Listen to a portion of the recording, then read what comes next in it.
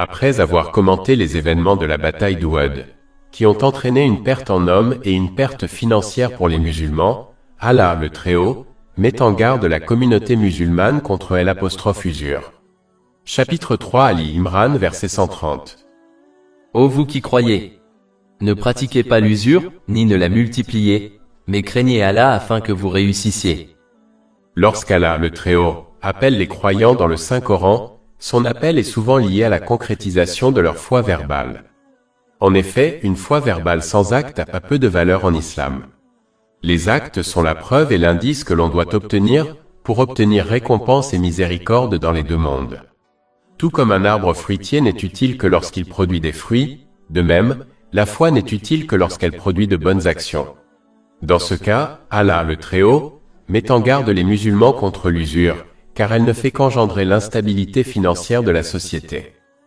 L'intérêt financier désigne le montant qu'un prêteur reçoit d'un emprunteur à un taux d'intérêt fixe. À l'époque de la révélation du Saint-Coran, de nombreuses formes de transactions à intérêt étaient pratiquées. Parmi celles-ci, le vendeur vendait un article et fixait un délai de paiement, stipulant que si l'acheteur ne payait pas dans le délai imparti, il prolongerait ce délai mais augmenterait le prix de l'article. Une autre forme de transaction consistait à prêter une somme d'argent à une autre personne et à stipuler que l'emprunteur devait restituer un montant supérieur au montant prêté dans un délai donné. Une troisième forme de transaction à intérêt consistait à ce que l'emprunteur et le vendeur conviennent que le premier rembourserait le prêt dans un délai déterminé à un taux d'intérêt fixe et qu'en cas de non-respect de ce délai, le prêteur prolongerait le délai mais augmenterait simultanément le taux d'intérêt. C'est à de telles transactions que s'appliquent les injonctions mentionnées ici. Ceux qui croient cela ne font pas la distinction entre le profit tiré d'un investissement légal et l'intérêt financier. Du fait de cette confusion, certains soutiennent que si le profit sur l'argent investi dans une entreprise est légal, pourquoi le profit réalisé sur un prêt devrait-il être considéré comme illégal? Ils soutiennent qu'au lieu d'investir sa fortune, une personne la prête à quelqu'un qui en tire profit. Dans de telles circonstances, pourquoi l'emprunteur ne verserait-il pas une partie du profit au prêteur? Ils ignorent qu'aucune entreprise n'est à l'abri du risque. Aucune entreprise n'offre une garantie absolue de profit. Par conséquent, il est injuste que seul le financier ait droit à un profit à taux fixe en toutes circonstances et soit protégé contre tout risque de perte. Il est contraire à la justice que ceux qui consacrent leurs ressources ne soient pas assurés d'un profit à un taux fixe, alors que ceux qui prêtent leur fortune sont entièrement protégés contre tous les risques de perte et bénéficient d'un profit garanti à taux fixe. Dans une transaction légale normale, un acheteur tire un avantage d'un bien qu'il achète à un vendeur. Le vendeur reçoit une compensation pour les efforts et le temps consacrés à la fabrication du bien. En revanche, dans les transactions portant intérêt, l'échange de bénéfices n'est pas équitable. La partie bénéficiaire reçoit un montant fixe en guise de paiement du prêt qu'elle a accordé, garantissant ainsi son gain. L'autre partie peut utiliser les fonds prêtés, mais cela ne génère pas toujours de profit. Si une telle personne dépense les fonds empruntés pour un besoin, il n'y aura aucun profit. Même si les fonds sont investis, il existe un risque de profit ou de perte. Ainsi, une transaction portant intérêt entraîne soit une perte d'un côté et un profit de l'autre, soit un profit assuré et fixe d'un côté et un profit incertain de l'autre. Par conséquent, commerce légal n'est pas synonyme d'intérêt financier. De plus, le poids des intérêts rend le remboursement du prêt extrêmement difficile pour les emprunteurs. Ils peuvent même être contraints de recourir à un autre prêt pour rembourser le prêt initial et les intérêts. En raison du mécanisme des intérêts, le montant dû reste souvent impayé même après le remboursement du prêt. Cette pression financière peut empêcher les personnes de subvenir à leurs besoins et à ceux de leur famille. Ce stress peut entraîner de nombreux problèmes physiques et mentaux. En fin de compte, dans ce type de système, seuls les riches s'enrichissent tandis que les pauvres s'appauvrissent. Même si, en apparence, l'intérêt financier peut sembler une source de richesse, il ne lui cause en réalité qu'une perte globale. Cette perte peut prendre de nombreuses formes. Par exemple, elle peut lui faire perdre des affaires licites et honorables qu'il aurait pu obtenir s'il s'était abstenu de recourir à l'intérêt financier. Allah, le Très-Haut, peut l'inciter à utiliser ses richesses à son gré. Par exemple, il peut être atteint de maladies physiques qui le poussent à dépenser ses précieuses richesses illicites au détriment de leur satisfaction. Cette perte globale a également une dimension spirituelle.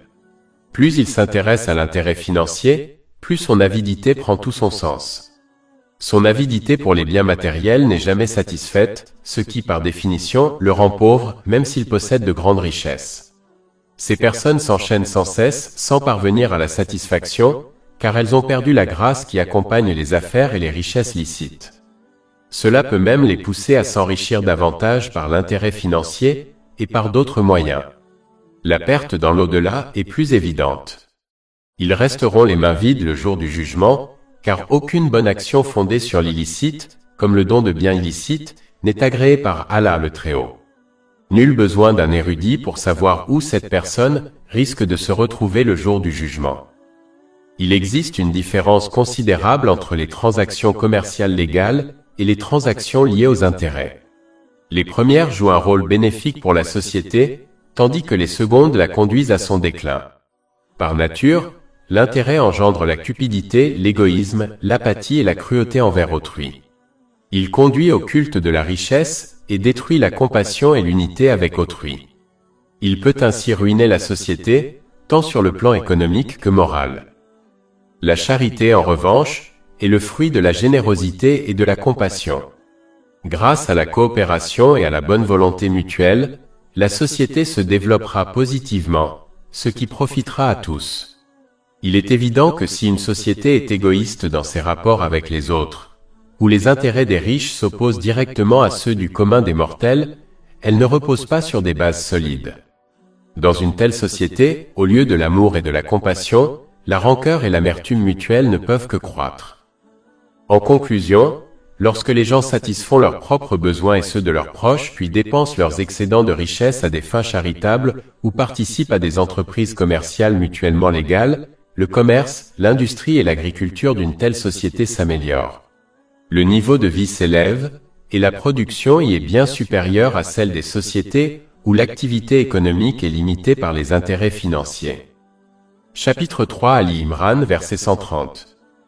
Ô vous qui croyez! Ne pratiquez pas l'usure, ni ne la doublez, ni ne la multipliez. Le mot arabe utilisé pour consommer signifie littéralement manger.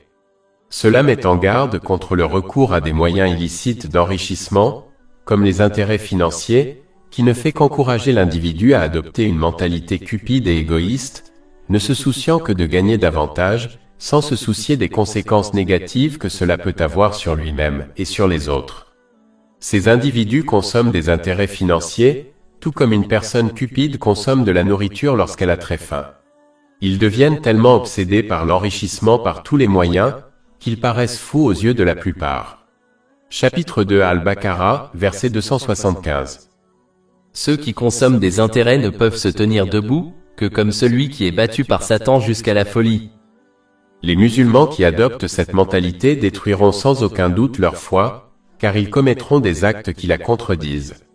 D'ailleurs, le saint prophète Mohammed, paix et bénédiction d'Allah sur lui, a averti dans un hadith du Jami' at-Tirmidhi, numéro 2376, que l'amour et le désir excessif de richesse et de leadership sont plus destructeurs pour la foi d'un musulman que la destruction causée par deux loups affamés lâchés sur un troupeau de moutons. Il est important de comprendre que cette attitude insensée empêche d'atteindre la paix de l'esprit, même en acquérant une grande richesse. En effet, cette attitude les conduira à mal utiliser les bénédictions reçues, ce qui les empêchera d'atteindre un état mental et physique équilibré, et les mènera sans aucun doute à la perte de tout et de tous dans leur vie. La pensée constante de s'enrichir et la peur constante de perdre ce qu'ils ont acquis ne feront qu'accroître leur stress, leur anxiété et leurs difficultés. Les longues heures de travail et le manque de sommeil et de repos ne feront qu'empirer les choses. Quelle que soit la richesse et les biens matériels qu'ils acquièrent, ils ne trouveront jamais la paix intérieure. Cela est évident lorsqu'on observe les personnes qui se livrent à une avidité dévorante. Par conséquent, un musulman doit éviter toute forme de richesse illicite, comme les intérêts financiers, pour préserver sa santé mentale et physique. De plus, il est important de noter que tout comme l'intention est le fondement intérieur de l'islam, l'acquisition et l'utilisation de biens licites en constituent le fondement extérieur. Si le fondement d'une personne est corrompu, tout acte sera corrompu et rejeté par Allah le Très-Haut, comme le don de charité. Corrompre le fondement de sa foi est bien pire que commettre des péchés qui affectent d'autres aspects de sa foi, et doit donc être évité à tout prix. Allah, le Très-Haut, établit ensuite un lien entre la persistance du musulman dans ses péchés et son châtiment dans l'au-delà. Il établit également un lien entre la persistance dans les péchés majeurs, comme le recours à l'usure, et le fait de mourir mécréant. Chapitre 3, Ali Imran, versets 130 à 131. Ô vous qui croyez! Ne pratiquez pas l'usure, ni ne la multipliez. Craignez Allah, afin que vous réussissiez. Et craignez le feu, qui a été préparé pour les mécréants. Ce verset élimine les vœux pieux qui consistent à persister dans la désobéissance à Allah, le Très-Haut, tout en espérant sa miséricorde et son pardon dans les deux mondes. En revanche, le véritable espoir réside dans l'obéissance à Allah, le Très-Haut, ce qui implique d'utiliser correctement les bienfaits reçus conformément aux enseignements de l'islam, de réformer son comportement et d'espérer sa miséricorde et son pardon dans les deux mondes. Cette différence a été abordée dans un hadith du Jami' at-Tirmidhi, numéro 2459. Il est donc essentiel d'en prendre conscience et de s'assurer d'avoir un véritable espoir en sa miséricorde et son pardon, et d'éviter les vœux pieux, car ils n'ont aucune valeur en islam. De plus, ce verset avertit les musulmans que s'ils persistent à désobéir à Allah le Très-Haut, ils risquent de quitter ce monde sans leur foi. En effet, une déclaration de foi verbale n'a de valeur que si elle est concrétisée par une obéissance concrète à Allah, le Très-Haut. Il est essentiel de comprendre que la foi est comparable à une plante qui doit être nourrie par des actes d'obéissance pour s'épanouir et survivre. De même qu'une plante privée de nourriture comme la lumière du soleil mourra, la foi de celui qui ne la nourrit pas par des actes d'obéissance risque fort de s'éteindre. C'est la plus grande perte. Il faut donc éviter cette issue en craignant les conséquences de ses péchés. Chapitre 3 Ali Imran, verset 131. Et craignez le feu qui a été préparé pour les mécréants.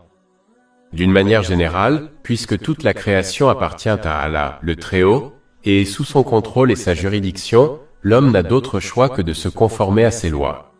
De même qu'une personne sera confrontée à des problèmes si elle ne se conforme pas aux lois établies par le gouvernement d'un pays, de même elle sera confrontée à des problèmes dans les deux mondes si elle ne se conforme pas aux lois du maître de l'univers.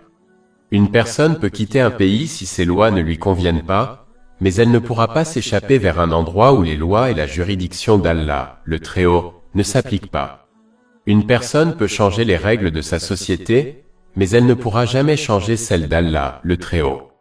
De plus, tout comme un propriétaire fixe les règles de sa maison, même si d'autres personnes s'y opposent, de même, l'univers appartient à Allah, le Très-Haut, et donc, lui seul en fixe les règles, que les gens les apprécient ou non.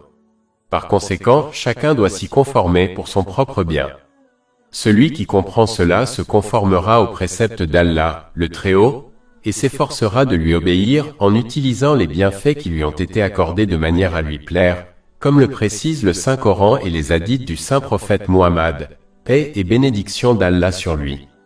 On peut soit s'efforcer d'apprendre la sagesse des commandements et des interdictions d'Allah, le Très-Haut, afin de comprendre leurs bienfaits pour soi et pour la société en général, et comment ils conduisent à la paix du corps et de l'esprit dans les deux mondes, soit se livrer à ses passions et rejeter les enseignements de l'islam.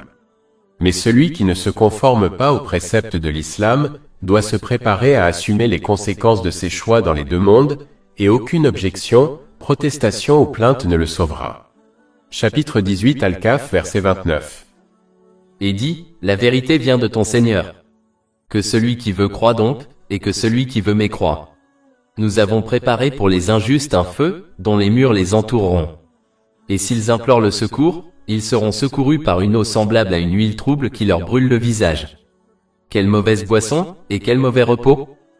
Il faut donc éviter de faire un mauvais usage des bienfaits qui nous ont été accordés, car cela entraîne un châtiment dans les deux mondes. Dans ce monde, les biens matériels obtenus par la désobéissance à Allah, le Très-Haut, deviendront une source de stress, de troubles et de difficultés, même si l'on possède des biens matériels, car on ne peut échapper au pouvoir et au contrôle d'Allah, le Très-Haut. Chapitre 53 en Naïm, verset 43. Et c'est lui qui fait rire et pleurer.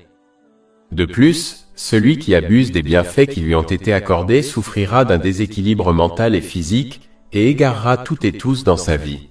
Cela ajoutera à son stress et à ses difficultés dans les deux mondes.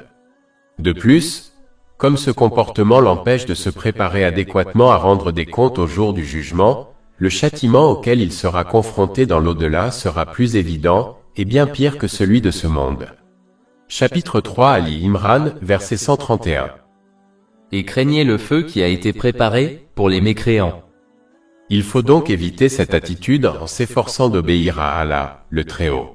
Cela implique d'utiliser correctement les bienfaits qui nous ont été accordés, comme le précise le Saint-Coran et les hadiths du Saint-Prophète Muhammad, paix et bénédiction d'Allah sur lui. Ce comportement conduit à la paix de l'esprit dans les deux mondes. Par conséquent, chacun doit accepter et mettre en pratique les enseignements de l'islam pour son propre bien, même s'ils contredisent ses désirs.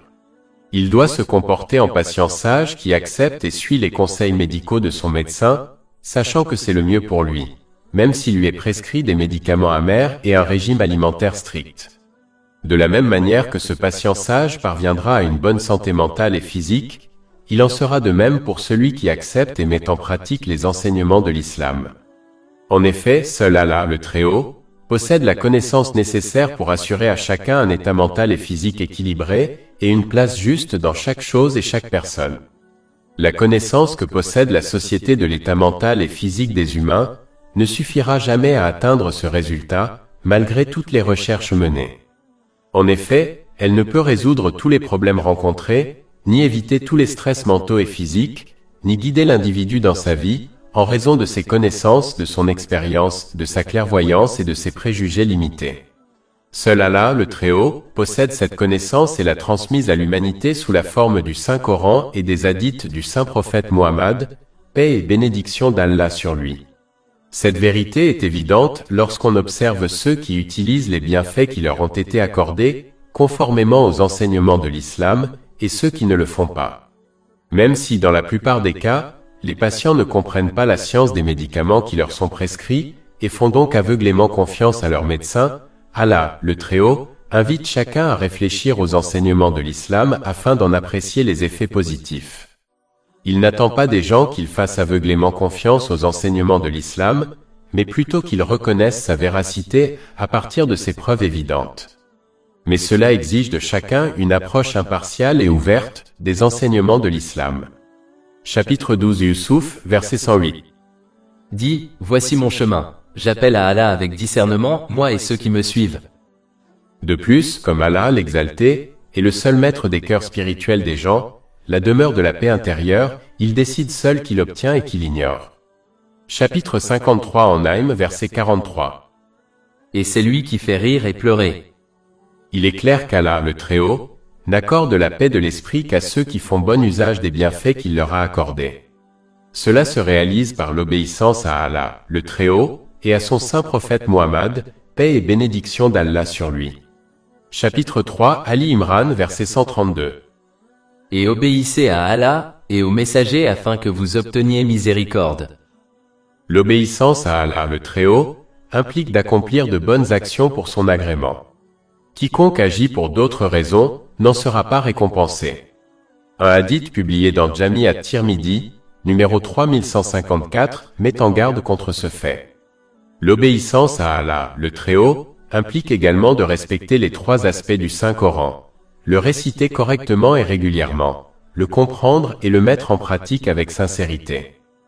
L'obéissance au saint prophète Muhammad, paix et bénédiction sur lui, implique d'apprendre et d'agir conformément à sa vie et à ses enseignements. Il faut donc appuyer sa déclaration verbale de foi, d'amour et de respect envers le saint prophète Muhammad, paix et bénédiction sur lui, par l'apprentissage et l'action de sa vie et de ses enseignements. Chapitre 3 Ali Imran, verset 31. Dis, si vous aimez Allah, suivez-moi donc. Allah vous aimera, et vous pardonnera vos péchés. Allah est pardonneur, et miséricordieux. Et le chapitre 59 Al-Hashir, verset 7. Et tout ce que le messager vous a donné, prenez-le. et ce qu'il vous a interdit, abstenez-vous-en. Chapitre 2 Al-Baqarah, verset 80. Et ils disent, le feu ne nous touchera jamais, sauf pour quelques jours. Dis, avez-vous pris un engagement envers Allah? Car Allah ne viole jamais son engagement. Ou dites-vous sur Allah, ce que vous ne savez pas? Et chapitre 4 en Nisa, versets 150 à 151. Certes, ceux qui ne croient pas en Allah et en ses messagers, qui veulent faire la distinction entre Allah et ses messagers, qui disent, nous croyons en certains et mécroyons en d'autres, et qui veulent adopter une voie intermédiaire, ceux-là sont vraiment des mécréants. Et nous avons préparé pour les mécréants, un châtiment avilissant. Et chapitre 4 en Nisa, verset 80. Celui qui obéit au messager a obéi à Allah. Et chapitre 33 Al-Ahzab, verset 21.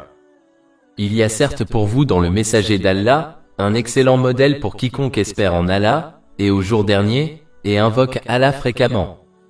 Il faut s'inspirer de son caractère béni, afin d'adopter de bonnes qualités telles que la patience, la gratitude et la générosité, et d'abandonner les défauts comme l'envie, l'orgueil et l'avidité.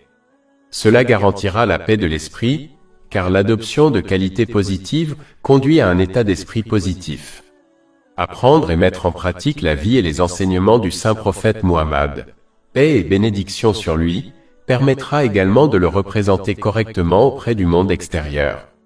Quiconque ne le fait pas le déformera inévitablement, et dissuadera les non-musulmans et les autres musulmans d'apprendre et de mettre en pratique les enseignements de l'islam.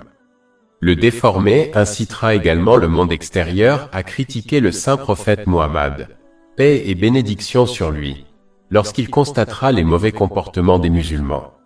Chaque musulman en sera responsable, car il est de son devoir de représenter correctement Allah, l'exalté, et son saint prophète Muhammad, paix et bénédiction sur lui, auprès du monde extérieur. De plus, tout comme les nations précédentes qui prétendaient aimer leur saint prophète, sur eux la paix et le salut, ne les rejoindront pas dans l'au-delà, faute de les avoir suivis dans la pratique, les musulmans qui ne suivent pas le saint prophète Muhammad, sur lui la paix et le salut, ne le rejoindront pas dans l'au-delà. Au contraire, ils rejoindront ceux qu'ils ont imités dans la pratique ici-bas. Ceci est indiqué dans un hadith retrouvé dans Sunan Abu Daoud, numéro 4031. Celui qui obéit à Allah le Très-Haut, et à son saint prophète Muhammad, paix et bénédiction sur lui, veillera à utiliser correctement les bienfaits qui lui ont été accordés. Cela conduit à un état mental et physique équilibré, et permet de placer correctement chaque chose et chaque personne dans sa vie, tout en se préparant adéquatement à rendre des comptes au jour du jugement. Cela conduit à la paix de l'esprit dans les deux mondes. Chapitre 3 Ali Imran verset 132. Et obéissez à Allah, et aux messagers afin que vous obteniez miséricorde. Cela souligne également l'importance d'obéir sincèrement aux deux sources de la guidance, le Saint-Coran et les hadiths du saint prophète Muhammad, paix et bénédiction sur lui, et d'éviter toute autre source de connaissances religieuses. Plus on s'appuie sur d'autres sources de connaissances religieuses, même si elles conduisent à de bonnes actions, moins on s'appuie sur les deux sources de la guidance, ce qui conduit à l'égarement. C'est pourquoi le saint prophète Muhammad, paix et bénédiction sur lui, a averti dans un hadith retrouvé dans Sunan Abu Daoud, numéro 4606, que toute pratique non fondée sur les deux sources de la guidance sera rejetée par Allah, le Très-Haut. De plus on s'appuie sur d'autres sources de connaissances religieuses, plus on s'oriente vers des pratiques contraires aux enseignements de l'islam. C'est ainsi que le diable égare les gens, pas à pas. Par exemple, une personne en difficulté sera invitée à pratiquer certains exercices spirituels qui contredisent et remettent en question les enseignements de l'islam. Comme cette personne est ignorante et a tendance à se fier à d'autres sources de connaissances religieuses, elle tombera facilement dans ce piège et se lancera dans des exercices spirituels qui remettent directement en cause les enseignements de l'islam. Elle en viendra même à croire à des choses sur Allah, le Très-Haut, et l'univers qui contredisent également les enseignements de l'islam, comme croire que des êtres humains ou des créatures surnaturelles peuvent contrôler son destin, car sa connaissance provient d'autres sources que les deux sources de la guidance. Certaines de ces pratiques et croyances erronées constituent clairement de la mécréance, comme la pratique de la magie noire. Chapitre 2 Al-Baqarah, verset 102. Ce n'est pas Salomon qui a mécru, mais les diables qui ont mécru, en enseignant aux gens la magie et ce qui a été révélé aux deux anges de Babylone, Harout et Martou. Mais ils, c'est-à-dire les deux anges, n'enseignent personne à moins qu'ils ne disent « Nous sommes une épreuve, ne mécroyez donc pas, en pratiquant la magie. » Un musulman peut donc perdre la foi sans même s'en rendre compte, car il a tendance à se fier à d'autres sources de connaissances religieuses. C'est pourquoi s'appuyer sur des innovations religieuses qui ne s'appuient pas sur les deux sources de la guidance revient à suivre les traces du diable. Chapitre 2 Al-Baqarah, verset 208. Ô vous qui avez cru, entrez dans l'islam complètement et ne suivez pas les traces de Satan. Il est pour vous un ennemi déclaré. Dans les versets suivants, Allah, le Très-Haut, explique certains aspects de son obéissance et de celle de son saint prophète Muhammad, paix et bénédiction d'Allah sur lui. Chapitre 3 Ali Imran, verset 133. Et hâtez-vous d'obtenir le pardon de votre Seigneur. Comme Allah, le Très-Haut, n'exige pas la perfection des gens, il veille à ce que les portes du repentir et de la réforme leur soient toujours ouvertes. Mais chacun doit profiter du temps qui lui est accordé, et ne pas tarder à corriger ses intentions, ses paroles et ses actes, car la fin de la vie est inconnue, et survient souvent de manière inattendue. De plus, se repentir des péchés n'est pas accepté au moment de la mort. Chapitre 4 en Nisa, versets 17 à 18. Le repentir accepté par Allah n'est accordé qu'à ceux qui commettent le mal par ignorance, c'est-à-dire en perdant le contrôle de leurs émotions, et se repentent peu après. Ce sont ceux-là qu'Allah pardonnera, et Allah est omniscient et sage. Mais le repentir n'est pas accepté pour ceux qui commettent le mal jusqu'à ce que, lorsque la mort frappe l'un d'eux, ils disent « Je me suis repenti maintenant », ni pour ceux qui meurent mécréants. Nous leur avons préparé un châtiment douloureux. Le repentir sincère implique de se sentir coupable, de demander pardon à Allah le Très-Haut, et à quiconque a été lésé, tant que cela n'entraîne pas de nouveaux problèmes. Il faut s'engager sincèrement à ne plus commettre le même péché ou un péché similaire, et à réparer les torts causés à Allah, le Très-Haut, et aux autres.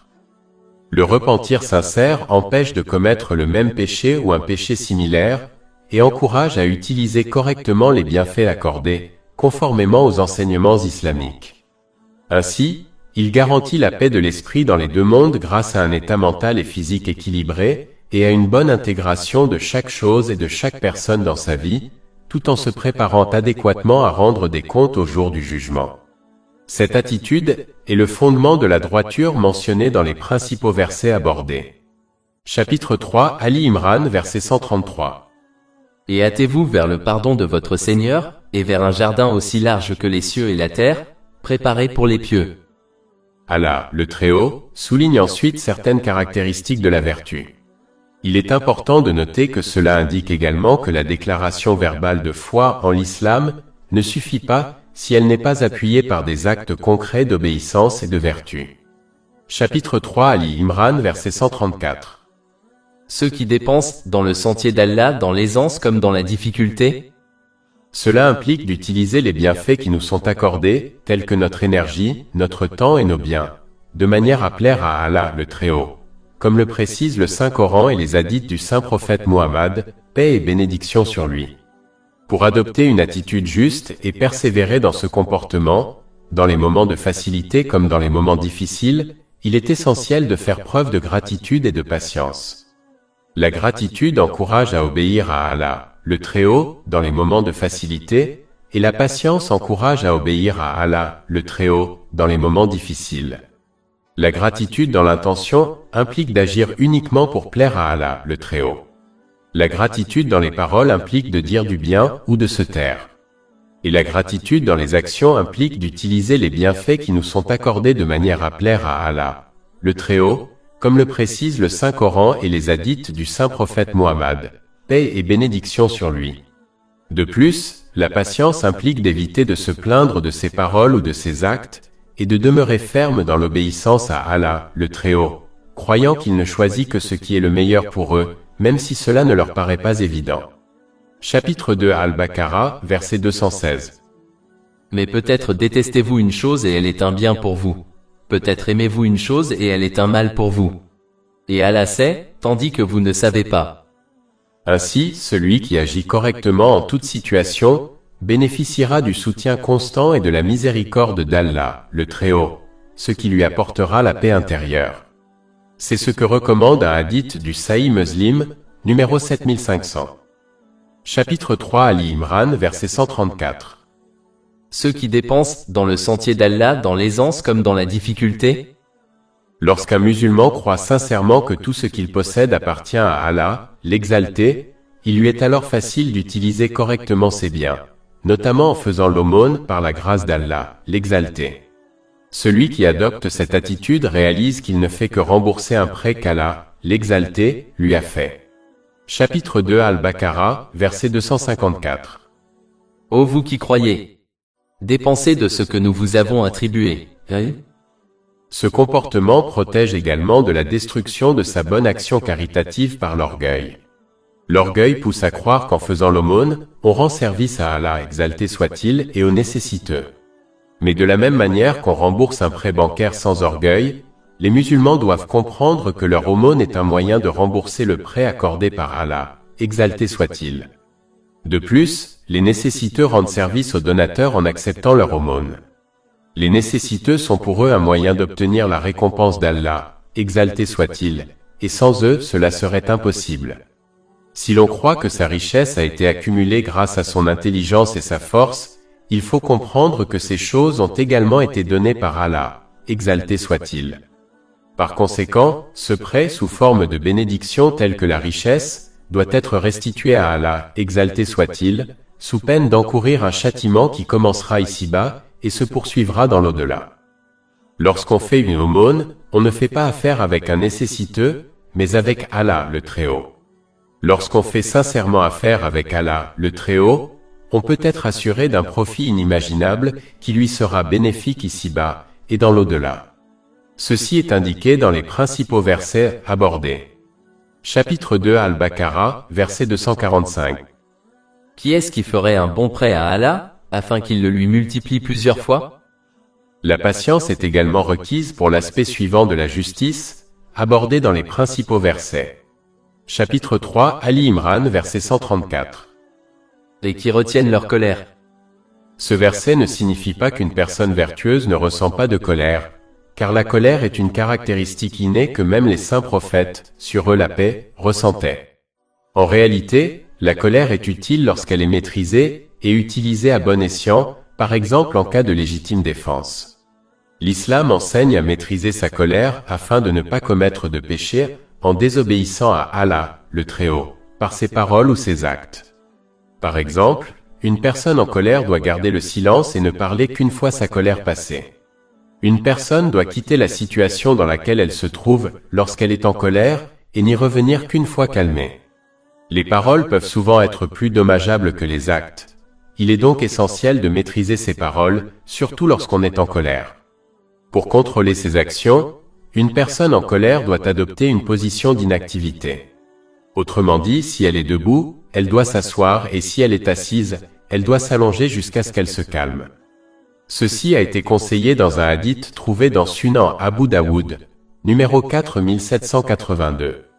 Une personne devrait contrer les effets négatifs de la colère en adoptant des caractéristiques louables, telles que la patience, la tolérance et le pardon, qui sont discutés dans les enseignements islamiques, et abandonner les caractéristiques négatives discutées dans les enseignements islamiques, tels que les discours obscènes.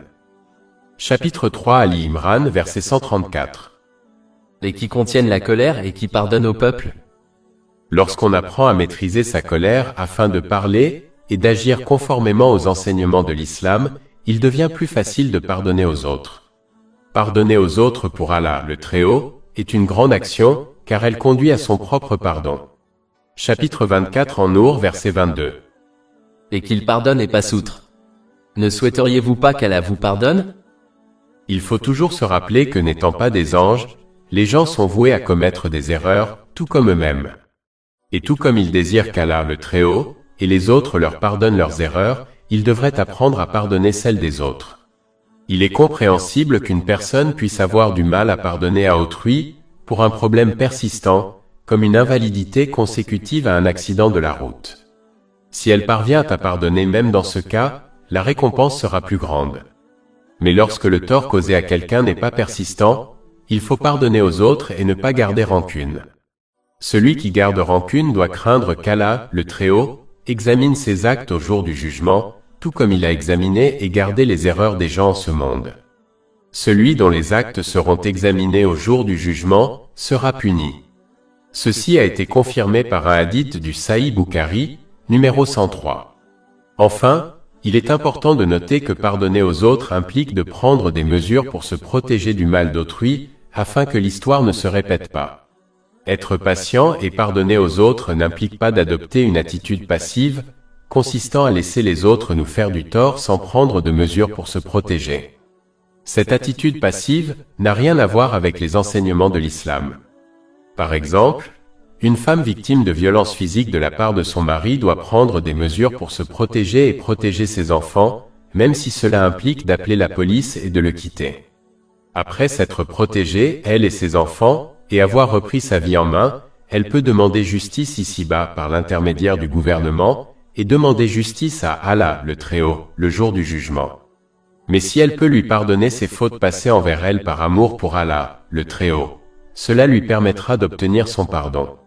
Chapitre 3 Ali Imran verset 134. Et Allah aime les bienfaisants. Cela montre clairement que l'amour divin s'obtient par des actes d'obéissance, et non par une simple déclaration de foi verbale.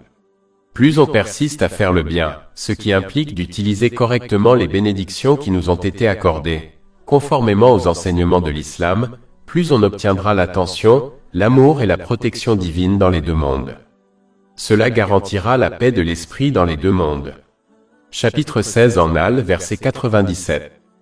Quiconque, homme ou femme, fait une bonne œuvre tout en étant croyant, nous lui ferons vivre une bonne vie, et nous lui donnerons certes sa récompense dans l'au-delà selon les meilleures de ses œuvres.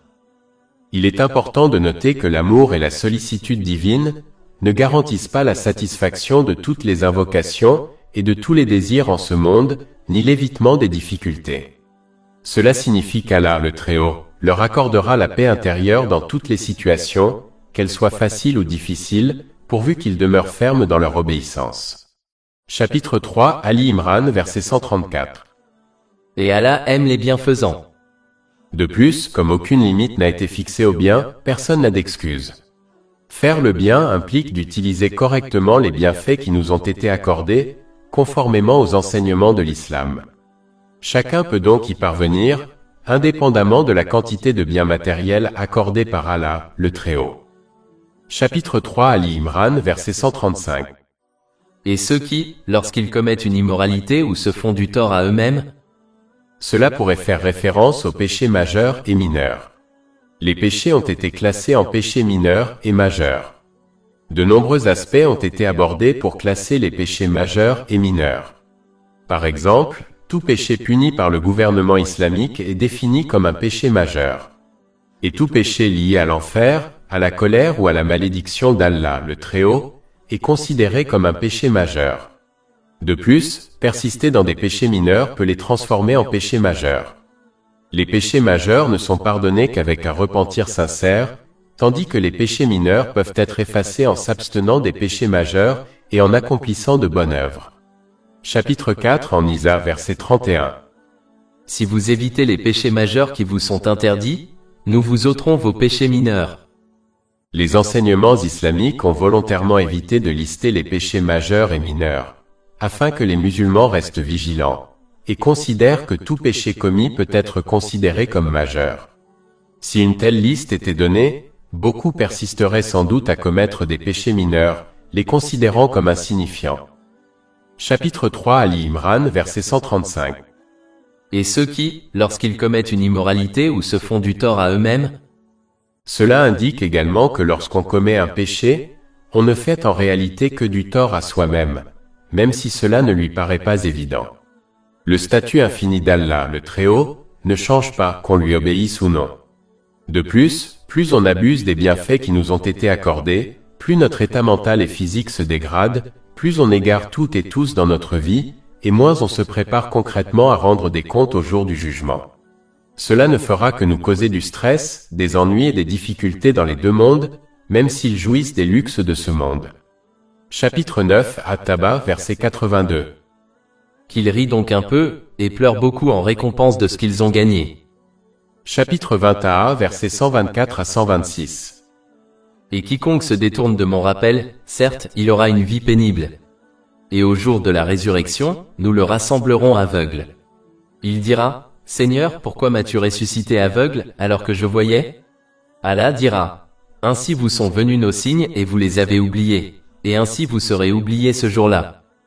De plus, quiconque commet un tort à autrui sera puni par la justice si sa victime ne lui pardonne pas. Dans l'au-delà, il sera contraint de partager ses bonnes actions avec ses victimes et si nécessaire, de prendre en charge leurs péchés jusqu'à ce que justice soit faite. Cela pourrait bien conduire le coupable à l'enfer. Un hadith du Sahih Muslim, numéro 6579, met en garde contre ce risque. Il faut donc éviter de commettre des péchés pour son propre bien, qu'il s'agisse de violer les droits d'Allah, le Très-Haut, ou ceux des autres. Chapitre 3 Ali Imran, verset 135. Et ceux qui, lorsqu'ils commettent une immoralité ou se font du tort à eux-mêmes, par une transgression, invoquent Allah et implorent le pardon de leurs péchés. Et qui peut pardonner les péchés sinon Allah? Et qui ne persistent pas dans ce qu'ils ont fait, tout en sachant. Comme mentionné précédemment, Allah, le Très-Haut, n'exige pas la perfection des gens. Il attend plutôt d'eux qu'ils s'efforcent de lui obéir, et qu'en cas de péché, ils se repentent sincèrement et changent de comportement. Le repentir sincère implique de se sentir coupable, de demander pardon à Allah le Très-Haut, et à toute personne lésée, tant que cela n'entraîne pas de nouveaux problèmes. Il faut promettre sincèrement de ne plus commettre le même péché ou un péché similaire, et de réparer tout droit violé envers Allah, le Très-Haut, et envers les gens. De plus, ce verset élimine le concept erroné de l'illusion, qui consiste à persister dans la désobéissance à Allah, le Très-Haut, tout en espérant obtenir sa miséricorde et son pardon. Or, le véritable espoir réside dans l'obéissance à Allah, le Très-Haut, ce qui implique d'utiliser correctement les bienfaits reçus conformément aux enseignements de l'islam, de réformer son comportement et d'espérer sa miséricorde et son pardon dans les deux mondes. Cette différence a été abordée dans un hadith du Jami' at-Tirmidhi, numéro 2459. Il est donc essentiel d'en prendre conscience et de veiller à espérer réellement la miséricorde et le pardon d'Allah, le Très-Haut, et d'éviter l'illusion, car elle n'a aucune valeur en islam.